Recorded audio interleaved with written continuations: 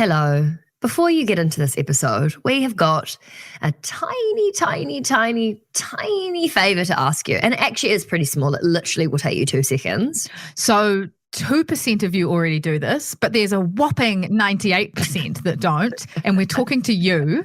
We need you to hit follow or subscribe to this podcast in order to help The Curve create more and more episodes of bigger and better content that you can listen to. Yes. So it's literally the easiest thing ever. Wherever you're listening to this podcast, could you please hit the follow or subscribe? It means you won't miss an episode. It means the more people that find this podcast and listen, the bigger we can make our production. We can get better guests on. It's like the most helpful thing ever. So if you wouldn't mind hitting the follow or subscribe, we would be so grateful. So grateful. Other than that, enjoy the episode. Welcome to Raising the Curve, a podcast designed to teach you everything you need to know to be better with your money. In the wise words of Amy Schumer, we're slipping carrots into the brownie recipe. I don't really get the saying. It's kind of like eating vegetables that actually taste good. You know, like putting still carrot not in the with you. brownie recipe. Are you on the script?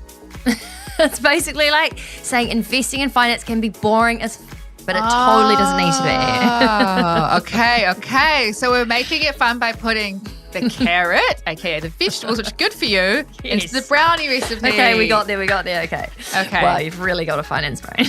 Yeah, one of us has to. This is true. Okay, come and learn alongside me from Vic Harris, ex-fund manager, where I'm going to ask all the questions that you wish you could. And I'm going to be eating all the brownie you wish you could. No, that's so not the joke, Vic. Oh. Okay, just come and talk and learn and laugh with us because together we really can raise the curve. So we interviewed an incredible lady called Nicole Haddow. She's written an amazing book called Couple Goals, Building a Strong Financial Future and an Even Better Relationship, which is actually out now. And she's written like 4 books or something crazy. Anyway, it's all about relationships and money and how to have those conversations. And it was really fascinating. And I think it's kind of a therapy session. Yeah. Especially, I think, because we spoke about you and your relationship and your finances. And I don't know, oh my God, and remember we talked about like that experience I had with the stingy guy I was dating. Oh, yeah. There's actually some quite fun stories in this episode. And how to have that conversation with your partner, no matter if you're on the first date or on the 10 years married. But yeah, how to do it in a non-scary way, because a lot of people are like, oh God, I don't want to broach the subject because I don't want to kill the romance. But yeah, it's all about making it romantic. But is it? I feel like she was sort of saying you don't even need to make it romantic because money isn't romantic. There's nothing, and we idealize the idea of everything should be rainbows and fairies, and actually talking about money is not that hot sometimes. So it's fine. But I liked, she had a lot of examples of questions that you can ask each other, how to approach the conversation. Yeah, it was a really good chat. And I think for anyone who's either in a relationship, single, married, like literally anything, I think you'll get something from this with regards to relationships and money. Yeah. So give it a listen. So Nicole, so you have had quite a significant personal journey over the last couple of years. So my understanding is that you were in a bit of a significant amount of debt in your 20s, and congratulations, you've now achieved your purchase of your first home, which is actually a heritage house, which you purchased a few years ago. Can you just talk us through that journey and how you got out of that debt and got into your first home? Absolutely. So it's been quite a long journey. Just before I turned 30, I realised I'd spent my 20s paying rent and living quite an enjoyable lifestyle and trying to get ahead and not getting there. And ultimately, I did what I call a power save. In my early 30s, I moved home with my parents for a brief period. I stopped going out, and I actually bought an apartment first, and I lived in that for a few years. And during the pandemic, I actually made the leap from the apartment to regional Victoria in Australia. And I'm now in a heritage home. It was an absolute fixer-upper to begin with, but have made a lot of progress and really proud of what I've achieved now. Oh, congrats. And when we talk about heritage home, are we talking about something out of like a Bridgerton? I'm picturing like an estate, a big grand house out in the country, like that kind of thing. Can we get a visual, please? Yeah. It's definitely not an estate. Okay. It is a little weatherboard cottage on a small block It's, it's not a huge piece of land, but the home was built in about 1910, so more than 100 years old. And when I moved in, it looked like it was more than 100 years old. There was a lot of work to do, but it had, as many people would say, very good bones. And so I've slowly painted, and since met my partner, now husband, and he's come in and helped me bring it to life, which is amazing. Oh, I've got so many questions here. Firstly, how is heritage in New Zealand a 100-year-old home? Like coming back from London and remembering how young New Zealand is as a country is like kind of baffling in itself. In Australia as well, yeah. Totally. Just looking at the houses when you come home, you're like, oh, we're such babies here. Europe and London, their heritage buildings are like unbelievably old, like the 1700s or something. Well, my house, we're currently sitting in a villa. This was built in 1910 as well. Oh, really? So that's quite a coincidence. But I remember when I was buying it, and it had the date that it was built, because you have to make sure that the electricals and everything's up to standard. And I Googled people of 1910, and I was just like, wow. It was like mind blowing that those that era, or people of that, that age. What did they look like? I can't even imagine. Like corsets and like big dresses, like horse and cart kind of stuff. Yeah, like making your own butter and that kind of thing. Yeah. That's so cool. And so when you say you were in debt and you did a quick save or a power save, which I love, how much debt were you in at the time? Like, how had you racked up the debt? And also, how long did you live at home? Because Vic and I have been joking, like, hope no one from our family is listening to this podcast, but like being home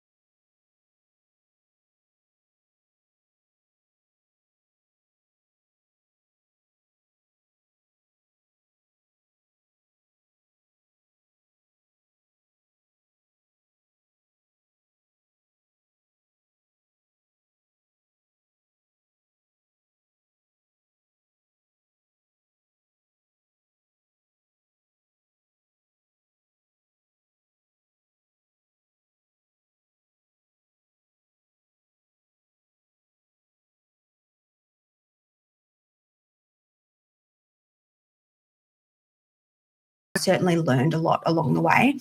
That's what I did with the knowledge that I had at the time, and it's absolutely not necessarily the right path for everyone. But I think, millennials and Gen Z have this sudden realization, oh my God, housing's so expensive, I've got to get in now. It's a long-term investment. You want to make the right decision, because the cost of buying and selling is really quite high. So if you buy something and realize, oh, this is not right for me at all, that's a huge challenge. It's not liquid. It's not something that you can necessarily sell, and replace with something else really quickly. So you don't want to rush. You want to make the right decision. Yeah, no, that's a good point. But also, I think, don't beat yourself up for having $10,000 worth of debt in your 20s either. I think a lot of us would do things differently in our 20s. I certainly would. And I also think the banks kind of need to take a bit of responsibility. Like the amount of offers and deals that banks have for young people, whether it's when you're at university or when you're at your first job and you're earning a salary or earning a bit of income, the amount of offers and deals that they throw at you about getting a credit card or getting an overdraft or, going into debt, for me, I look back on, I'm just like, God, that's such bad advertising, because a lot of people don't know how to manage it. They don't know how to deal with it, and they end up, like yourself, they do end up in debt, and then they have to make those harder decisions or tougher decisions later in life. And that's exactly what happened to me. I was in between university degrees, so I'd started one, that wasn't working out. I worked full-time for 6 months. I went into the bank one day. This was back when people still went into the bank. And, I had to do a bit of administration, and they said, oh, you're making great money. Would you like a credit card? And I was like, oh, yeah, I'd love a credit card. Of course, I'm 22. That sounds great.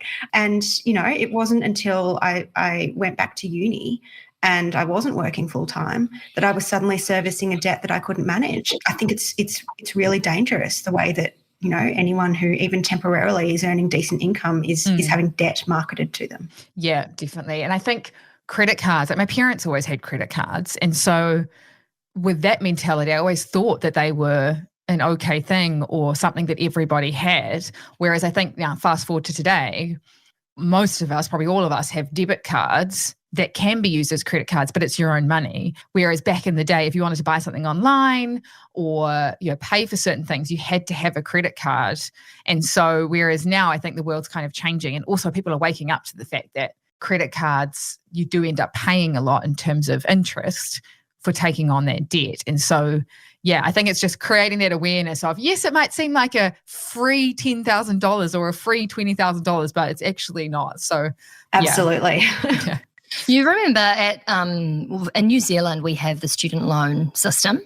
One of the things that you could do when I was at uni was take out $1,000 of course-related costs. I mean, how many people were taking that $1,000 out for course-related costs? I'm pretty sure I spent like all of it on clothes. No idea. Like absolutely no. I bought a new phone one year.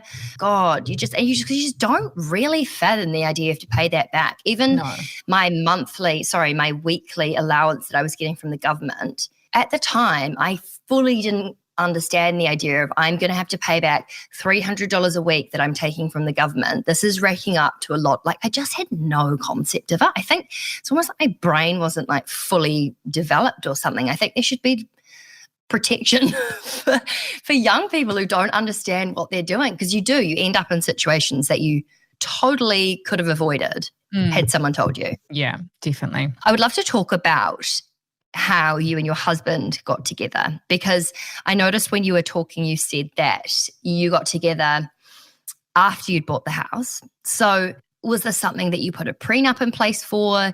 Did you decide, okay, we're going to pay off our mortgage? Like, how did you approach finances? Because I know in the book you talk a lot about how you can have those conversations and when you have them in a relationship. And I'm sure there's a lot of people listening who either are already in relationships and don't know how to rewrite that conversation or that narrative, or people who aren't, or in the early days of seeing someone. And yeah, it would be amazing if you feel comfortable sharing what that journey was like between you and your husband and what you learned from it.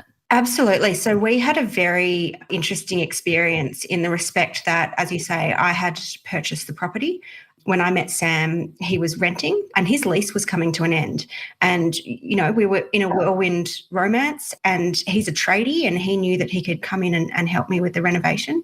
So he moved in after 6 weeks, which is obviously not what most people do. We actually put an agreement in place that he would actually clear a small amount of debt that he had before he started contributing. But rather than contributing financially, each week he did things to renovate the house and add value to the house. Very handy. That can come with huge problems in the event that the relationship doesn't work out, because that means he's added value. And you can't even prove it, can you? Or it's not like it's quite risky for him, isn't it? it was potentially very risky for both of us. And this was around the time that I started looking into what my rights were, his rights were, what was best practice, because it really hadn't occurred to me. I'd worked really hard for this asset, and all of a sudden I've met a great bloke. But if it doesn't work out, I've potentially done myself some damage. And how early on did you have that conversation? We had that conversation straight away. So I was really fortunate. Sam said to me, look, I will sign anything that cements your rights. I completely appreciate that, you have purchased this home and I am moving in. And that's a really important point. If you have a partner who says, well, I'm not going to do that, or I'm not going to help you protect the asset that you've earned prior to coming this relationship, that's a big concern. Surely that's red flag city, isn't it? You're like, totally. Hello, red flag. You married me for my money. Yeah. I mean, what assets are you interested in? Yeah. So just as an aside from this, we have 2 episodes on prenups, which if you are interested in learning more about this, I would highly recommend listening to. Raising the Curve, episode 57, everything you need to know about prenups. And Raising the Curve 72 is the power of the prenup and the cost of what happened with Kevin Costner, which is he's a famous guy. He's a famous actor from like Livingstone or Yellowstone or something. And Livingstone, lol. Fans are going to be like, oh dear gosh. But it's a really, it's a sad life example of when something was written far too long ago, it wasn't amended, and then the wife unfortunately got really shafted.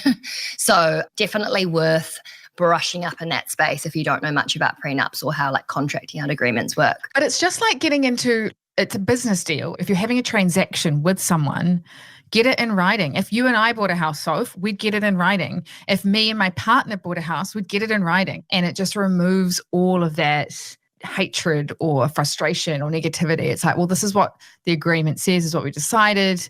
And you can make peace and move on if things don't end up going the right way. I just think it's, kind of a no-brainer. But like you said in the book, it can be a prickly conversation to have. And so how did you approach that conversation initially in terms of having those conversations? Is it kind of you start off small? How do we make it sexy? Yeah. Should we get naked and do role play and then have those chats? What I'm going to tell you is it actually is really sexy. It's really intimate when you do it well. You just need to, I guess, be aware that both of you are going to have had several experiences in your life.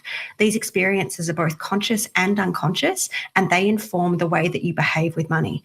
Not everyone is good at discussing money from the get-go, especially when there's a romantic attachment to what's taking place. So there's a lot of emotions involved. So a really good starting point is just to get a sense of what your partner's early experiences with money were and how they fit in with your experiences with money.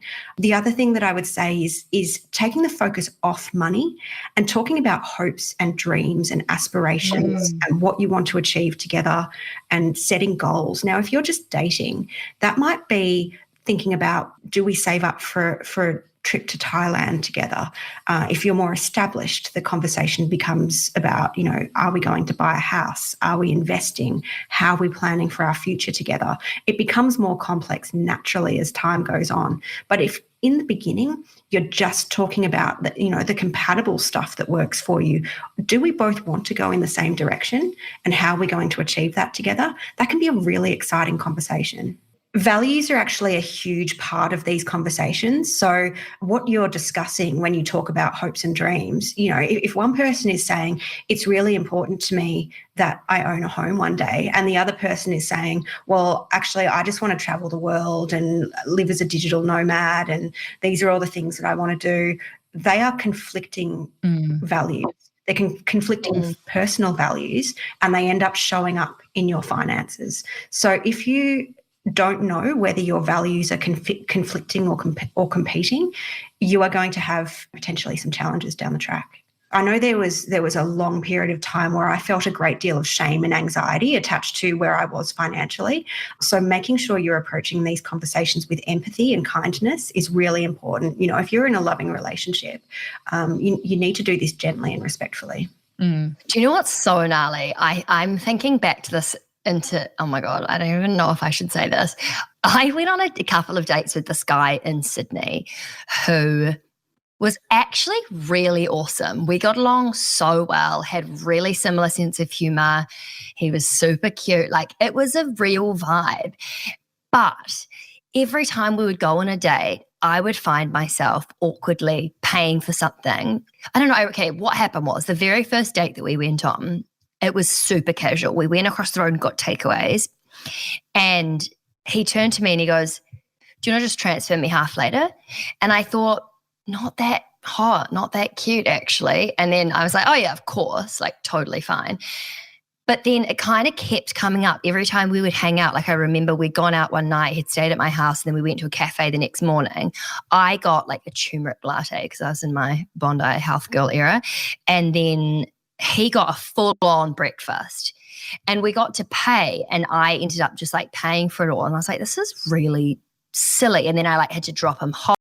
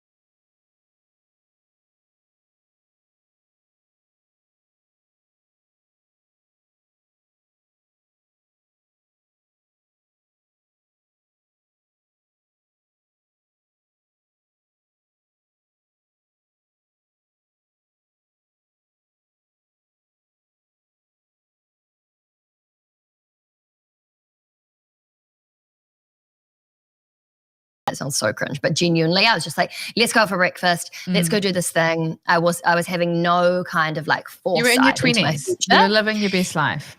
Oh, I feel so bad about this now. I'm pretty sure I just told him I thought he was stingy and that it just was uncomfortable for me. Isn't that terrible? It's really hard when you're dating, when you've only just started dating and there's something misaligned around, you know, what you're doing with your money. That's a really difficult conversation to bring up. And obviously it's going to depend on how each individual wants to approach it. But perhaps he wasn't stingy. Perhaps he was, he was trying to save. But that doesn't make it okay for him to just sit back and expect you to shout breakfast. Or expect you to understand, you know, he should discuss that with you. I mean, but the thing is, we've been on 3 dates. Like, at what point is that even something you bring up? Yeah. You know, like, it's pretty awkward. I mean, honestly, I think we'd had sex once at this point. It wasn't like we were in a relationship. Do you know what I mean? And that's absolutely the challenge. So in a situation where you're dating early on, I appreciate that you're probably not going to turn around and say, can you please outlay your entire financial situation? I also feel like anyone that dates us now, Soph, knows pretty well they're going to have money conversations early on.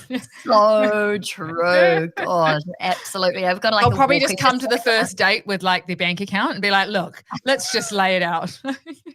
Just bite the bullet, you know, just get the conversation started from day one. Yeah, exactly.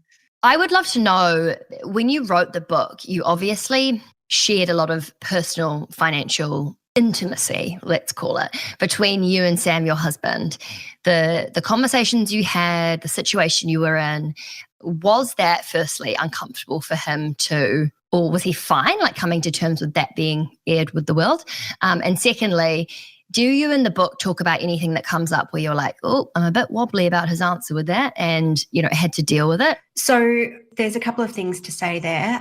First, I had written 2 personal finance books before we got together. So he was aware of that and he knew that this was a subject that I was passionate about writing about. When I first had the idea, I said to him, look, here's something that I want to write about. I want to write about couples and money.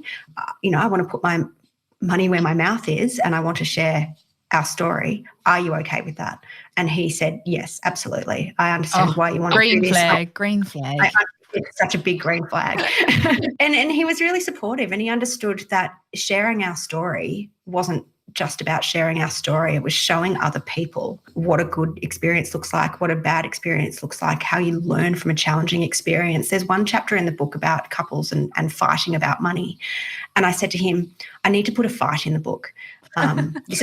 This is the fight that I'm going to put in the book. Are you okay with this? And he said, yes, because I understand why you're putting it in the book. Oh my God, you can't do that. I really need to know what the fight was about. We had a fight. It was a fight over a blanket. It was initially over a blanket. We were renovating our house. We'd had our floors sanded and polished. And so we'd moved all of our furniture out of the room. And when we put all of the furniture back in the room, I put my blanket on the couch and I didn't put Sam's blanket back on the couch. That sounds ridiculous, but because Sam had moved into a property that I'd bought, his blanket was actually one of the few things in the room that belonged to him. Oh my God, this is so funny because Vic and I lived together and I remember moving something and she was like, what are you doing? Like, it's really, really funny, the idea of the decorative stuff being so important to people. But it wasn't, but I think the important thing is the meaning behind it. It wasn't about the decorative stuff. It was about him feeling equal and it was about both of us feeling equal. So actually that fight ended up being a catalyst for us going and looking at our banking and making sure we both had appropriate access to stuff and making sure we were getting to a point where our financial situation with regard to the house was fair. So it started as a fight about a blanket, but it ended up being much bigger than that. And we dealt with it probably less than ideally in the moment, but we certainly improved from there with respect to making sure that we were both feeling equal in our relationship. I remember when I renovated my house and I was living in it with my ex-boyfriend. I owned the house and he didn't. And so he was living in essentially in my house and paying rent. And when it came to renovate, I remember asking him, I was like, what kind of tiles do you think we should put in the bathroom? And he was like, I don't mind, whatever tiles you want. And that just set off, like, for him, he was like, well, it's your house, it's your bathroom, you choose. For me, it was, oh, you don't see a future with me because you're not willing to choose tiles that we're both going to enjoy because for me, it was our bathroom. And so it's kind of the blanket scenario. It started this whole conversation of, okay, you don't see this as our house, you see it as my house. And why do we... It's like subliminal, underlying conversation. It's like, why don't you see it as our house? And so it starts this whole conversation. And lo and behold, we didn't end up together. But that was a conversation for another day. But yeah, it is subliminal messaging. And it's a really good example of not having the conversation and it coming out over tiles, Yes, I mean, remember the painting saga when he was sitting outside on the deck reading his book while Vic was in her dirty overalls trying to paint the spare room and she was like, hope you're having a good Sunday, babe. But again, it was me not communicating. It was him not communicating. I saw this as our house. He saw it as my house. And so didn't not want input, but didn't want to, I guess, be overriding my decisions because it was my house and I should be making the decisions. So there was just such a miscommunication. And I think, it's just, I can't stress enough having good communication in a relationship, particularly around money. Speaking of, should we just look at Vic's for a second? Let's just, zoom on in. So Vic's newly in a relationship. What money conversations have you had, Vic? Have you had any? And do you need Nicole's help for any, role play? I can pretend to be Flower Man. We can look at any just to make sure we nip them in the bud. No, we have had a lot of money conversations and I kind of agree. If there was any hesitance to talking about money, that would be a huge red flag for me now. And the fact that he didn't feel uncomfortable, I like to think I created a safe space for him not to feel uncomfortable. Yeah, I just think we kind of made it not a big deal. And then once he was open and honest about his financial situation, I was open and honest about mine. And it was kind of like, he's got a house, I've got a house. We've both got different careers, different, I guess, things we've paid for previously, but we've both got very aligned values in our future and what we kind of want to achieve. But honestly, I cannot stress enough having this conversation. It's almost like a weight off your shoulders. You're like, cool, okay. Yeah. I truly believe if you are prepared to talk openly and freely about finances and how they apply to your present and your future, you are likely to have a far more fulfilling relationship than if you're not having these conversations, because money affects every aspect of your relationship and your future and your happiness and your security. And the other thing I'd say, though, is that because we're talking a lot about couples here, it's important to have these conversations because you're still going to want to do things for you. Being in a relationship doesn't mean every aspect of your finances and your relationship becomes intertwined. It means working out whose individual goals are important in this moment, what your shared goals are, how you're going to prioritize those goals, because you just can't do everything at the same time. You can't do everything at once. You can't have a wedding and a house and a new car and an international holiday unless you're incredibly fortunate. So you're going to need to work out how you're going to pay for things, and you're going to need to work that out at a reasonable point in your relationship, not on the first date necessarily, but not too far down the track. And in your book, you talk about these couple goals check-ins, and they're at the end of each chapter, and it's to help kind of facilitate those conversations with your partner. Can you, I guess, give us some examples of these check-ins and kind of explain how they can help couples to navigate these conversations? Yeah, absolutely. So it depends on where you're at in the relationship, and through the book I sort of start with early stuff around what was your experience of money in childhood, what's your approach to spending and saving. As you inevitably progress in your relationship, the questions in the couple goals check-ins become more difficult. They become things like, do we have adequate insurance? Do we have a will in place? And if not, when are we going to do that? If we split up, how are we going to manage, life with our children? There are really, really difficult conversation starters in there. And that's intentional and it's important, because you're going to be much better off in the event that things don't work out if you've had difficult conversations. One thing I also wanted to ask, we've talked a lot about having those conversations early in a relationship and, making sure that you're both comfortable having those conversations and there's no red flags. What about if someone's been in a relationship a long time and, didn't know how important having these